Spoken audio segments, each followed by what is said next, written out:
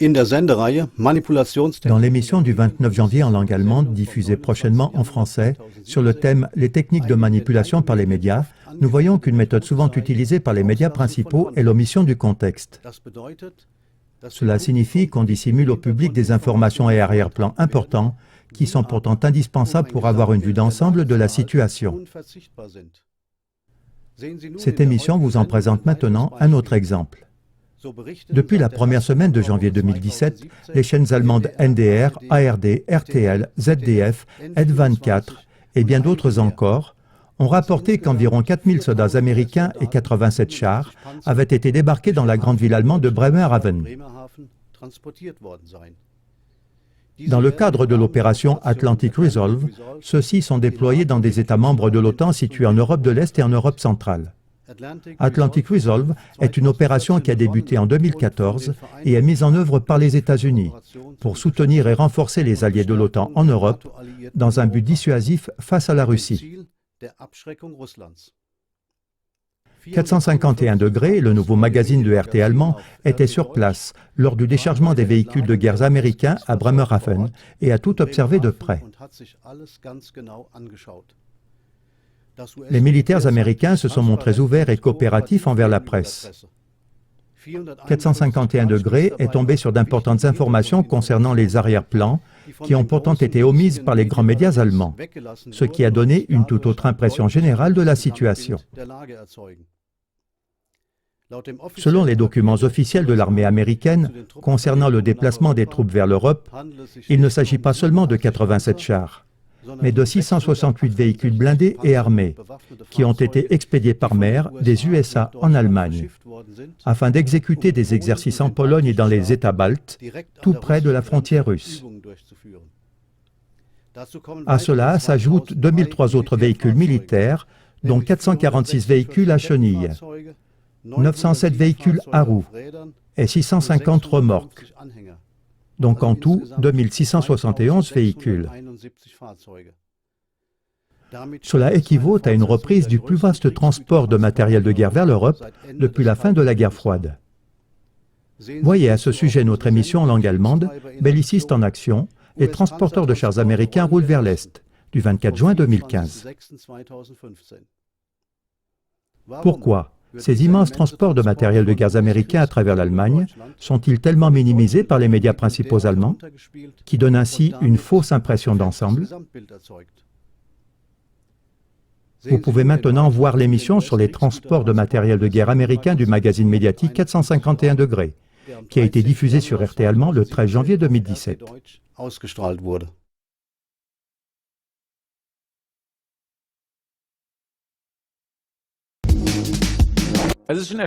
C'est vraiment effrayant de voir combien de journalistes en Allemagne cherchent en Poutine le responsable pour tous les problèmes du monde et le trouvent aussi chaque fois. Qu'est-ce qui se passe si maintenant on trouve toujours en Poutine le responsable ou le bouc émissaire? Cela provoque dans le monde entier le lancement d'une machinerie de guerre, sans que les journalistes le veuillent. Les USA viennent d'effectuer un des plus importants transports d'armes de guerre vers l'Europe depuis la fin de la guerre froide. Et cela, mes chers amis, n'a pas seulement coûté 3500 soldats, mais on avait besoin de ce nombre-là. Et ceux-là n'ont pas été transportés en Europe. Là, j'étais bien trop imprécis. Ils ont été transportés à Bremerhaven. Mais cela, vous l'avez sûrement appris par Tagesschau ou Heute Journal, ou encore tous les autres, peu importe comment ils s'appellent. Ou peut-être pas. Tout cela a déjà eu lieu la semaine dernière. J'ai trouvé un récit du NDR. Là, il est question de 4000 soldats américains et puis de 87 chars. Cela est un peu minimisé, mais nous y reviendrons.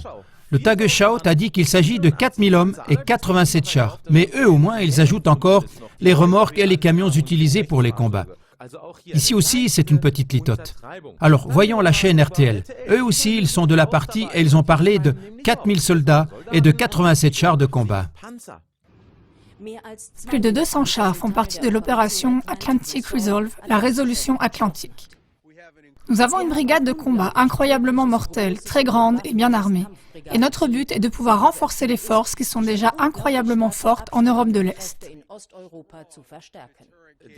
Cet homme a l'air très fier de sa brigade de combat incroyablement forte et bien équipée et mortelle.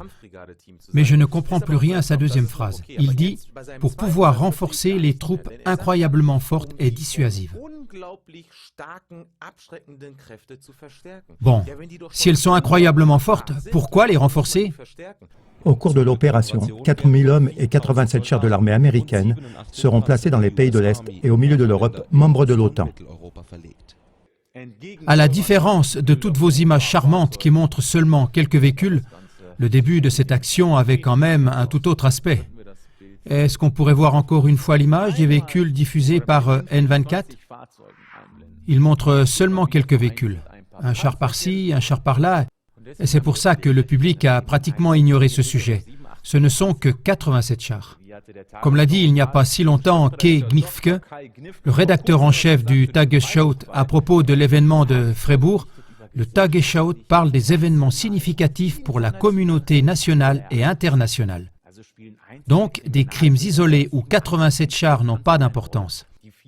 Les 4000 ou 3500 soldats n'ont pas d'importance non plus. Mais, mes chers amis, si seulement il n'y avait que 87 chars, nous étions, comme nous l'avons si bien dit, au bon moment, au bon endroit. Voici comment s'est déroulé le scénario véritable des premiers jours à Bremerhaven, en pleine Allemagne du Nord.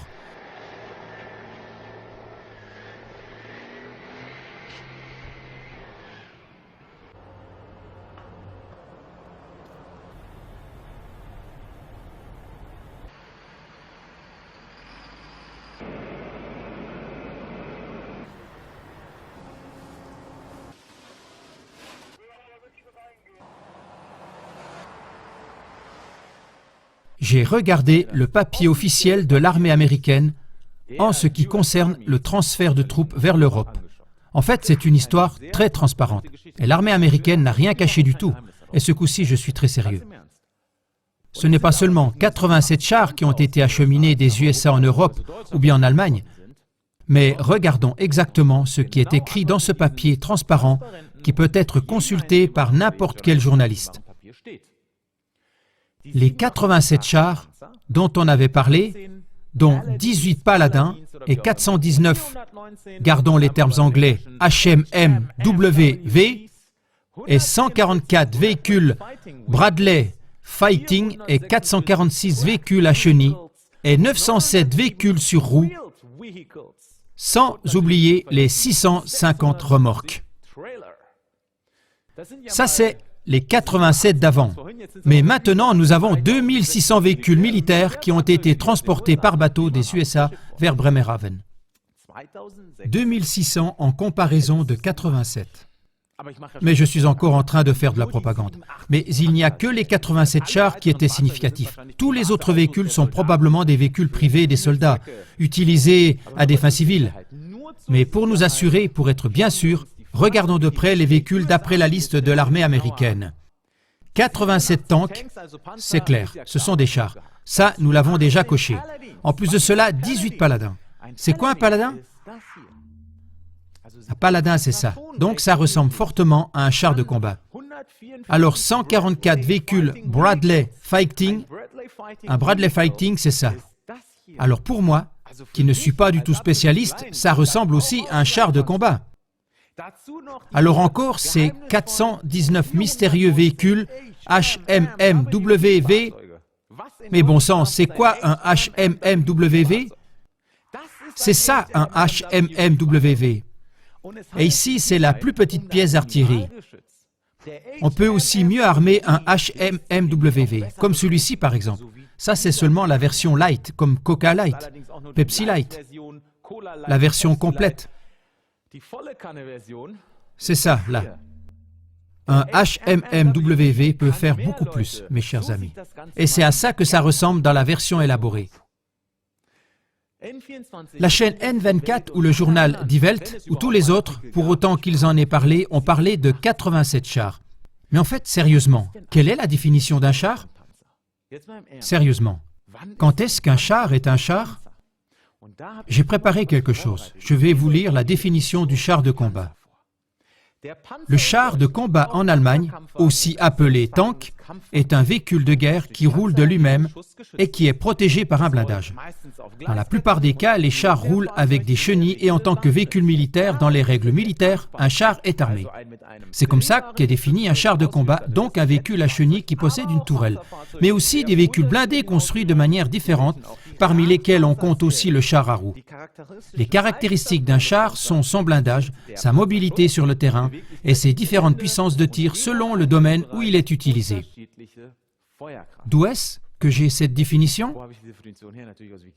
De Wikipédia, bien sûr. Donc ça doit être de bonne qualité. Donc, mes chers amis, d'après cette définition, les chars, les paladins et aussi les véhicules Bradley Fighting sont des chars de combat. Et pour être honnête, j'allais aussi classer le HMMWV parmi les chars. Ce véhicule est blindé et possède au moins une tourelle, comme nous venons de le voir.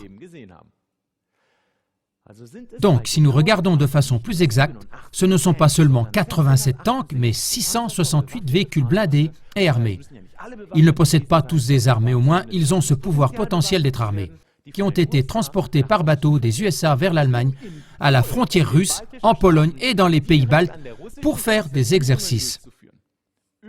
Des exercices. En plus de cela, encore 2000 autres véhicules militaires, dont 446 véhicules à chenilles, 907 véhicules à roues et encore 650 remorques pour le transport de matériel plus lourd. Donc, ça fait plus de 2600 véhicules. Et en plus, les 3500 soldats, nous ne voulons pas les oublier. La chaîne N24 et les autres, dans leur rapport charmant, disons, ils ont un peu minimisé. Tout cela, ça me rappelle les préparatifs de guerre de la guerre froide. On parle de provocation quand la Russie fait des exercices militaires le long de ses frontières. Mais pourquoi ça étonnerait quelqu'un si la Russie fait des exercices? Peut-être parce que les médias ne parlent pas de tout ce qui a été apporté à Bremerhaven. L'OTAN s'approche de plus en plus de la Russie. Mais rentrons encore une fois à Bremerhaven. Je ne veux pas vous cacher un détail intéressant. L'armée américaine n'a pas du tout caché son action, comme je vous l'ai déjà dit. Ils ont répondu à toutes les questions des journalistes. Et ça, c'était vraiment une action super transparente de l'armée américaine. Le général de corps d'armée, Timothy Ray, a répondu à environ 25 journalistes internationaux avec un message très clair. Est-ce que vous avez remarqué quelque chose? Ça, c'était la conférence de presse officielle du général de corps d'armée, Timothy Ray, pour éclaircir la situation. Mon collègue et moi-même, je veux encore une fois le dire, ils ont répondu à toutes les questions. Donc, mon collègue qui était présent l'a une fois de plus affirmé. Bien que, chers amis, ils aient répondu ce jour-là à toutes les questions.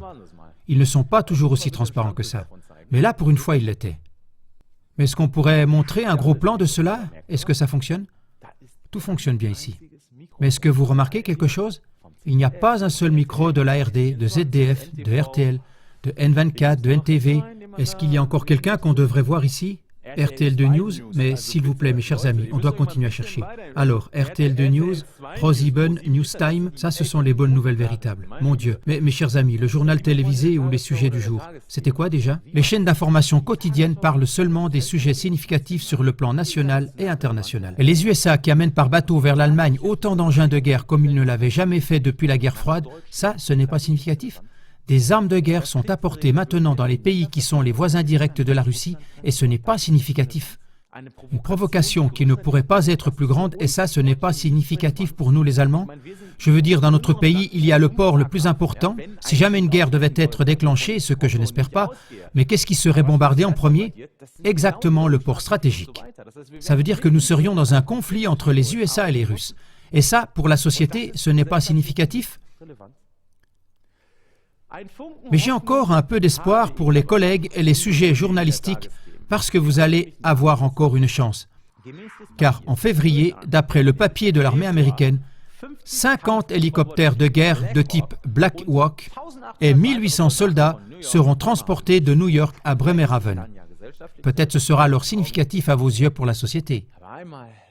Mais je veux revenir, mes chers amis, encore une fois sur la chaîne N24 ou Die Welt. Pour assurer la paix dans l'Est de l'Europe, l'opération US nommée Atlantic Resolve a aussi commencé en Allemagne. Plus de 2600 armes de guerre et 3500 soldats américains sont nécessaires pour assurer la paix en Europe. Comme si ce n'était pas assez grave que l'Europe doive assurer sa paix avec du matériel de guerre. Comme si l'Europe n'était pas capable de se protéger elle-même, mais que la police de paix mondiale des États-Unis doive essayer de faire la paix ici en Europe. C'est une pilule amère que je ne veux pas avaler. Et je vous dis aussi pourquoi je ne veux pas avaler cette pilule. Ou bien, pourquoi je ne fais pas confiance à cette police de paix des USA. Sous Obama, les USA, qui d'après la chaîne N24 et Die Welt, doivent assurer la paix en Europe, ont lancé 26 171 bombes en 2016. 26 171 bombes en un an. Ça veut dire que l'an dernier, l'armée américaine a lancé chaque jour 72 bombes. Ça fait 3 bombes par heure, et cela 24 heures sur 24. Et c'est pourquoi je ne fais pas vraiment confiance à leur mission de paix. Traue ich der friedlichen Mission nicht wirklich.